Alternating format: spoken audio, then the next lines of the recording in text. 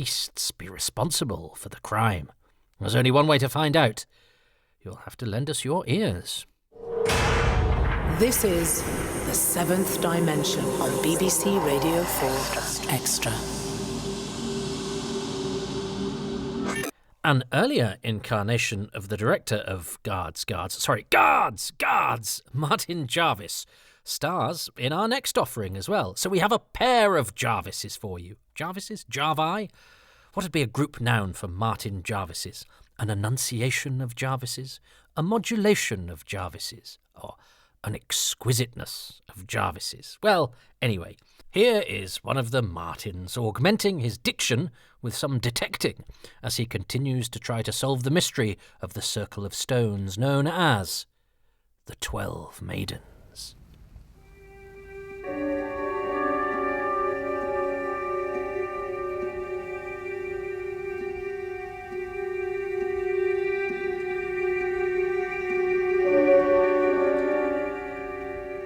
The 12 Maidens.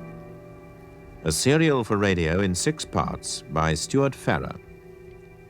Part 3, The New Witch. Peter Brent and Margaret Govan are working on Biodar, a new form of radar which can pick up sentient life. When Maiden Tor, a nearby hilltop crowned with a circle of stones known as the 12 Maidens, shows a complete blank on their screens, they explore it and find evidence of black magic rites. They consult their colleague, Dr. Carl Ewing, who calls in 2 white witch friends, Bridget Williams and her brother Donald. Peter, Margaret and Carl are present at a ritual in the Williams cottage, where Margaret has a strange experience. Margaret, have you ever read or heard anything about astral projection? I don't even know what it means. Well, you do now, my dear. You've just described it. Donald, she's a natural. She'd be safer in, and we need her anyway. There's power there, and we want all we can get to cope with that lot on Maiden Tor. What do you say? I say yes. Yes to what? Margaret, you know there's a battle on down here. You've asked our help in it, and you yourself are right in the middle of it. You're more vulnerable than the others because you are a natural. So, for your own protection and to help us, we want to initiate you. We want to make you a witch. Oh, no. Maggie, you can't. Why can't you, Peter? Look, I don't want to offend you or anything. Maybe all this ritual means something to you. Maybe prancing around naked in a magic circle makes you feel more psychic. I wouldn't know. Do we really prance, Bridget? I'm sorry. I didn't mean that. In fact, I'll grant you it's beautiful in an eerie sort of way. But whether it actually achieves anything, I wouldn't know that either. I'm a scientist. A laboratory scientist, not a magic circle one. And so's Margaret. She's a damn good biologist, and she's at home with facts. You're trying to pitchfork her into something she doesn't understand any more than I do. Are you sure she doesn't? Yes, I am sure. She's never been in a magic circle before. And you know from the sort of questions we were asking that we're both clueless about it. Besides, it's mentally dangerous to plunge yourself into a thing that can play tricks on you, like that carry-on of Margaret's just now, unless you know exactly what you're up to. I couldn't agree with you more. That's why we want her initiated, so that she can learn as fast as possible. But why should she? Look, Peter, you're talking about me as if I wasn't here. It was me they asked. Yeah, I'm sorry, Maggie, but... And I know what Bridget means. Well, how can you? About being a natural. I know what she means, too. Peter, maybe Margaret hasn't been in a magic circle before. I have, several times. Even though I'm not a witch, just a sympathetic observer. And on top of that, I have quite a lot of theoretical knowledge about the subject, which Margaret hasn't. And yet I could tell that during this ritual she had more instinctive understanding of what was going on than I. Oh, so she's sensitive, so she's got intuition. Fine, I knew that already. So what are you saying, that she ought to let herself be initiated? Oh, well, that's entirely up to her. Thank you, Carl. I'm glad somebody recognises it. But she might be safer if she did. Why, for God's sake? Well, you're a scientist, Peter. You understand resonance. Yes. Now transfer that principle to the psychic field. Margaret was resonant to what Donald and Bridget were doing, to the forces they were tapping. Carl. Yes. So she's just as likely to be resonant to some other things that are going on at the moment. You mean the black magic lot? The ones who buried those images of Tom McKinnon and Phil Jessup up on Maiden Tor. Whoever they are. Whoever they are. And that's why we invited Donald and Bridget down here, remember? To fight them with their own weapons, to counter black magic with white magic. And those others will be fighting back, looking for the weak spots. Somebody who is sensitive, resonant, but without psychic armor, could be just what they're after.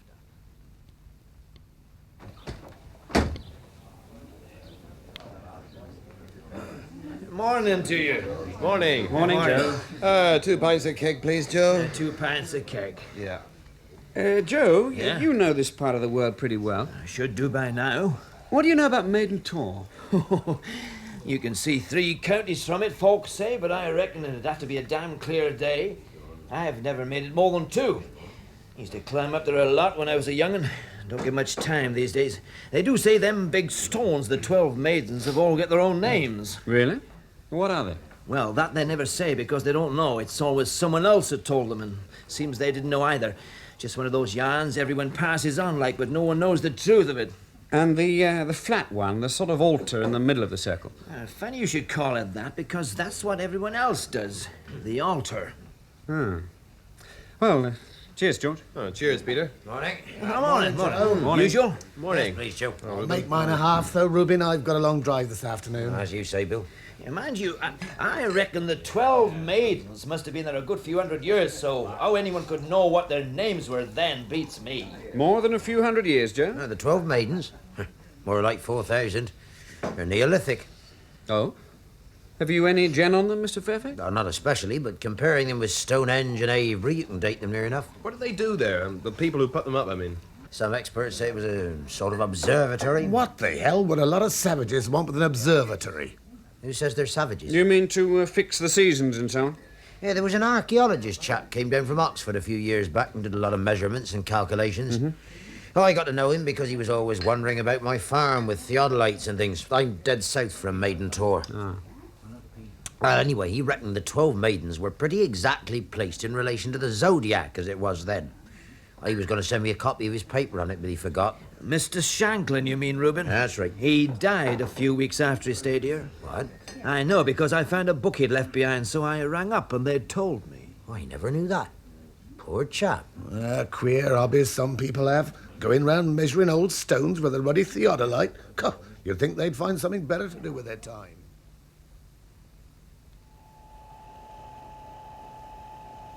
On bearing 252. On range 3160. Angle plus 3 degrees and searching. There, you see? That should be Maiden Tor. Not so much as a flicker of a break on any of our tubes. There must be some explanation. Freak local conditions. Well, of what kind? The compass goes a bit erratic up there. Could be iron in the rock, but not enough to account for that. No Geiger reaction, just normal level. And I've done a check on the small life. Same sort of population as on Little Tor on 219, which gives a good, healthy mush. Well, I don't know. I think we better try a more detailed magnetic survey for a start. And radio. Walkie-talkie's unaffected, sir. We've tried. Well, keep mulling it over, all of you, and I will too. One of us has to come up with a brainwave. I must get on. How are you feeling now, Phil? Oh, fine, thanks, Margaret. Migraine's quite gone. Yet another unexplained phenomenon. Unexplained. I wonder. Hello there. Hello, Bridget. What are you doing up here? Having a think about witches. Black or white? Both. So now you've conjured me up. Why, are you both? I thought you were supposed to be white. Show me anyone who isn't some shade of grey. Pure white couldn't still be human. And pure black? Nor that, either. I'll tell you one thing, though. Whatever's working up here isn't far off it. And compared with them, we're whiter than white. Doesn't it scare you, then, coming up here? Yes. So why come? If you're going to run away from things, you don't become a witch at all. You let sleeping dogs lie. You're asking Margaret to wake them up. Oh, they were sniffing at her before we even came. We want to help her to cope with them. All these metaphors. You're in love with her, aren't you? Me? Well, I'm fond of her, yes. We work together. We live in the same house, talk the same language. She's pretty. Well, we've had a bit of a thing going, that's all. No strings. I see. Well, then you can't object to her becoming a witch, can you? Maggie can do what she likes. She's of age. She is going to. Donald is initiating her tonight. You want to come? Is Carl going? Yes. Ah, then he can look after her. I don't think I want to see it. What's funny? You are. You've got a hell of a lot to learn about yourself. Do you know that? Mm-hmm. O thou who standest on the threshold between the pleasant world of men and the terrible domain of the dread lords of the outer spaces, hast thou the courage to make the essay? For I say verily it were better to rush on my blade and perish than to make the attempt with fear in thy heart. I have two perfect words, perfect love and perfect trust. All who have are doubly welcome. I give you a third to pass you through the dread door. Take heed, ye lords of the East, that Margaret is properly prepared to be made a priestess and a witch.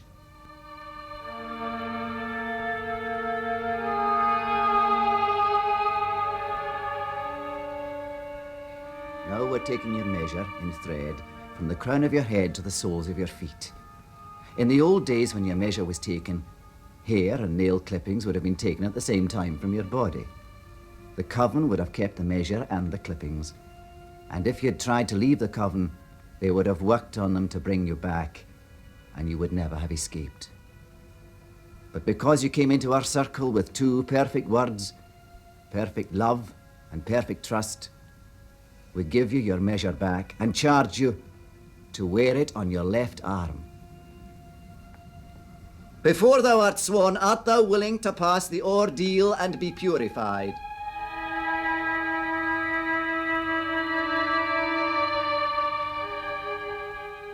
Properly prepared within the circle such as I am now in. Properly prepared within the circle such as I am now in. All this I swear by my hopes of a future life. All this I swear by my hopes of a future life. Mindful that my measure has been taken.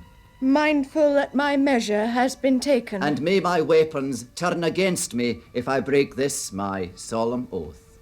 And may my weapons turn against me if I break this my solemn oath. Unbind her and remove the blindfold. I consecrate thee with oil. I consecrate thee with wine. I consecrate thee with my lips, priestess and witch. And that's it, my dear. You're now a witch. Blessed be. Welcome in, and blessed be. And if a non-witch may say it too, blessed be, Margaret. Blessed be. Thank you. Oh, there's a bit more yet. The presenting of the tools. But we always break off after the anointing for a minute or two to welcome a new witch. Go on. Sit down for a bit. Thank you. How do you feel? Strange. I feel very happy and sort of strong. But I feel as though a lot of people, or things, were watching outside the circle. Some of them friendly, but some not. Psychological reaction, probably, because you're not used to being naked. Oh, good heavens, no. That's funny, too. I think if I had clothes on inside the circle now, I'd feel dirty. You learn fast. But those presences outside, they're interested in what's happening to me. You bet they are. And they're still there. Don't be afraid, Margaret. The hostile ones can't enter the circle. That's what it's for, to protect us and to concentrate the power we raise. What makes it and maintains it? Our will. Donald's and mine, and yours, even Carl's, although he's not a witch. Because his will is friendly, we can tap it. But you'll be banishing the circle soon. What happens then? Those enemies, can't they get at us? Oh, they'll have a damn good try. But that's what this battle's all about. You've been in the front line from the start. The difference now is that you're aware of them, that's all. And I'll have to fight. I'm afraid you will. But that's why we initiated you, to give you weapons. When you feel the enemy attacking, resist with all your willpower and know that we're behind you. Here, take this. Oh, it's beautiful. What is it? It's what they call a linked talisman.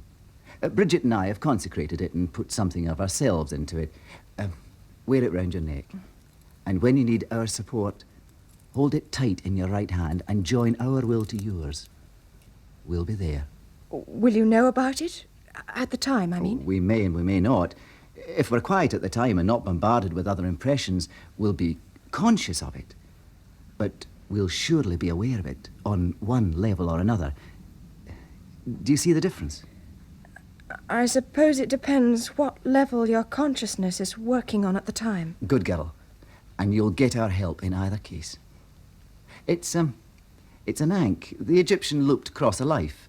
And it's made of iron, the metal of Mars, which seemed appropriate for this purpose. Now, back to work. Up you get. I now present you with the working tools of a witch. First, the magic sword. With this, as with Eutheme, thou canst form all magic circles, dominate, subdue, and punish all rebellious spirits and demons. What do you see? I see a sword. Who carries the sword? I cannot see. She is naked but veiled. The color of pearl. And what is pearl? The moon and Margarita. Margaret. Margaret holds the sword? Margaret holds the sword. You have a sword also. A sword of fire. It is in your hand. Feel it. I feel it. Break her sword with yours. I command you. Her sword is strong. Yours is stronger. Feel its strength and then break hers. I command you.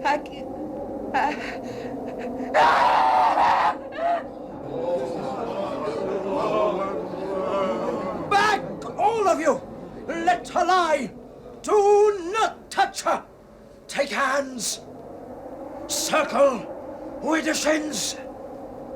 Echo, echo, Hazarak. Echo, echo, Samilak. Echo, echo, Hecate.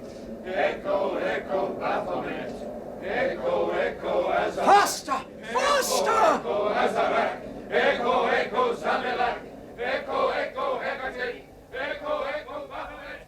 Echo, echo,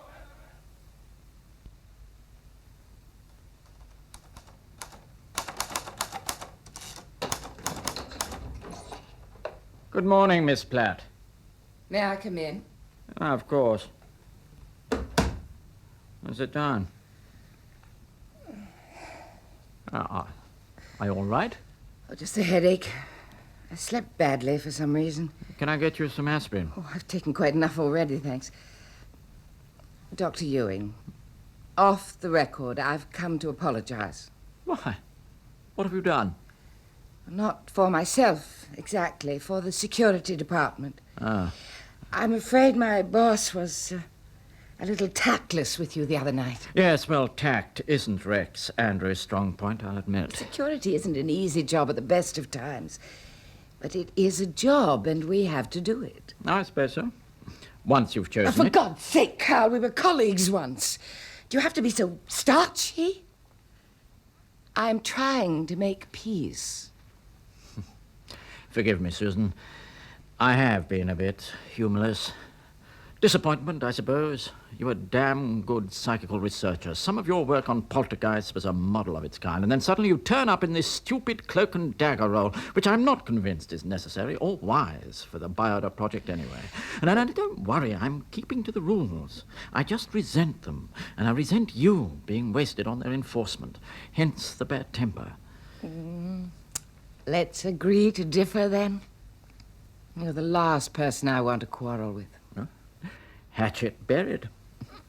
And now, I suppose you, Vixen, having softened me up, you're here on your department's sordid business. I'm afraid so. About what? Look, Carl, I know Rex was clumsy, the way he pumped you about those visitors of yours, but that's part of our brief, to check up on contacts of all the staff here. The ministry takes Biodar very seriously, you know. Oh, so do I. But to put your mind at rest, what I said to Andrews was true, even if I expressed it a little sarcastically. Donald and Bridget Williams are not communists, anarchists, militant pacifists, or anything that's a threat to the Biodar project. I've known them for many years, but we haven't had a real get-together for months, and I was a little starved of outside company, so I invited them down here. They're my guests, and I am paying the rent of the cottage, as you doubtless also know. We do. I'm sure you're quite right about them, but we do have to go through the drill. I just wanted you to understand that. And try not to be offended if you realize we're poking around. I will try, because although the activity is distasteful, you personally I do not find so, even if you are a renegade. So with that left-handed compliment tucked under your belt, run away and nurse your headache so that I can get on with my work. You're not so bad yourself. Bye now. Bye. Carl Ewing, you've just been conned, and liked it. Oh, really, Andrews? The total staff here is only 23, including army and civilians. The guard commanders know everybody. In fact, everybody knows everybody, mostly by their Christian names. What the hell do we want passes for? The principle of the thing. Look, suppose the project were to expand and the numbers increase.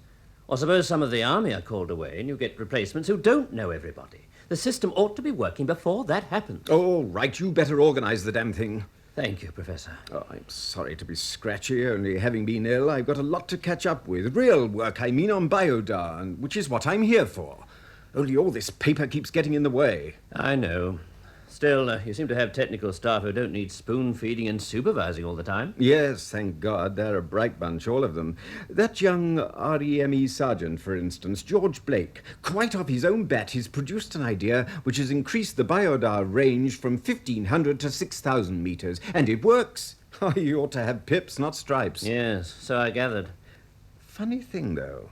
The increased range has brought a puzzle to light. You know Maiden Tor? That big hill with the dolmens on it? Yes. Well, it's a blank on our screens. Even when we send people up there, Biodar can't track them, and so far we've found no explanation. Could it be some kind of deliberate jamming? Oh, my dear chap, I know it's your job, but don't go seeing saboteurs under the bed. Believe me, that kind of localized jamming will be a complete technical impossibility. And anyhow, what the hell would anyone gain by it? Sabotage, really.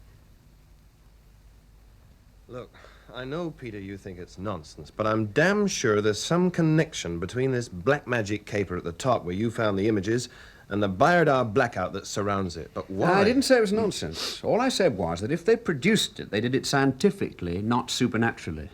Oh, God knows how. Go on, George. But why should they want to? To hide what they're doing. That's just my point. The blackout hasn't hidden it. It's drawn attention to it. If there'd been no blackout, you'd have never found those images. Professor Jessup would probably still be as sick as a dog, and Dr. Ewing would never have invited his friends down. And Margaret wouldn't be a witch. But Peter, he's right. They did draw attention to themselves. Why? He is right, come to think of it. Well, I think that proves my point. They, whoever they are, didn't arrange the blackout. Something else did. Or what? Or they overdid it. I don't get you. Look, we know they're hostile to the Biodar project. Those wax images prove it. And you can call it coincidence if you like, but it damn well worked. Tom McKinnon's dead and Professor Jessup was ill till the image was dealt with. Why should they be hostile to it? Assuming they knew what it was. Why should they try to stop it? Well, perhaps they knew or guessed that Biodar might show up what they were doing in some way.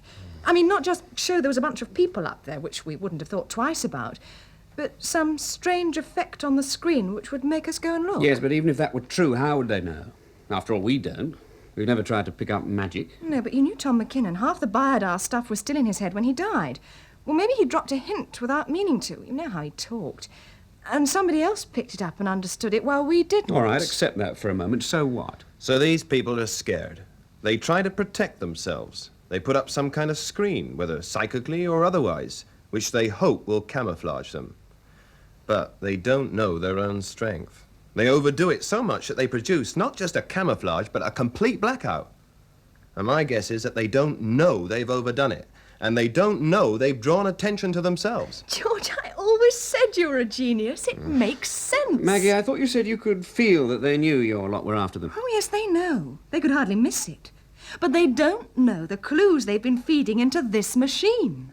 Are you seriously suggesting that magic can be spotted on the Biodar screen? There's one way to find out, isn't there? Peter, is your car outside? Can I take it? Oh, sure, but don't be... You two stay here and line up the Biodar on Donald and Bridget's cottage. I'll ring you when we're ready. All I'll say is 5 minutes or something, right? Right. Everything's ready to start. Good. Hold on a sec.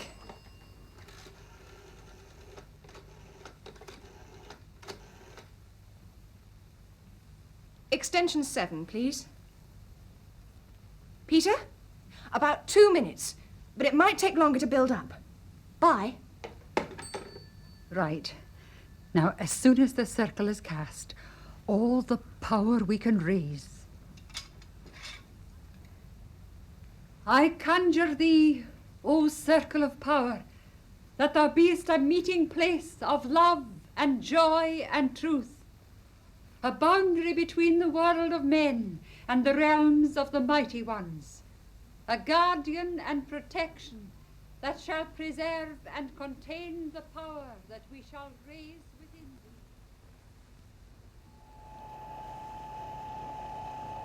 thee. Well, the break's clear enough. 3 of them in one room gives a nice healthy blip. Can't quite separate them, but you can see them moving around by the way the brake pulses. Yes, and that's all we will see. It's a sheer waste of time. Is it, though? Peter, look. The brake's growing. Crikey!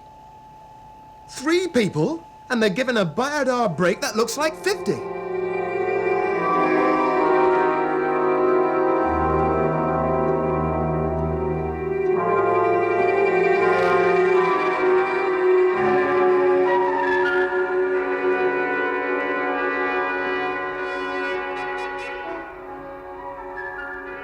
That was part 3 of The 12 Maidens by Stewart Farrar.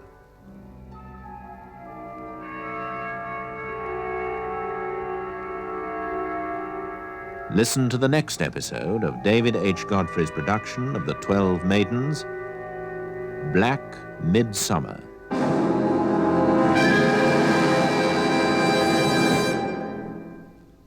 Well, with all that Jarvis talk earlier, I neglected to mention that, yes, did you notice, Margaret is indeed Pat from The Archers, for actress Patricia Gallimore later joined that everyday story of country folk. That was in 1974, though, 3 years after The 12 Maidens. But if she's anything like Margaret, she might have seen it coming, as she does next week, when Margaret senses that Peter is in danger.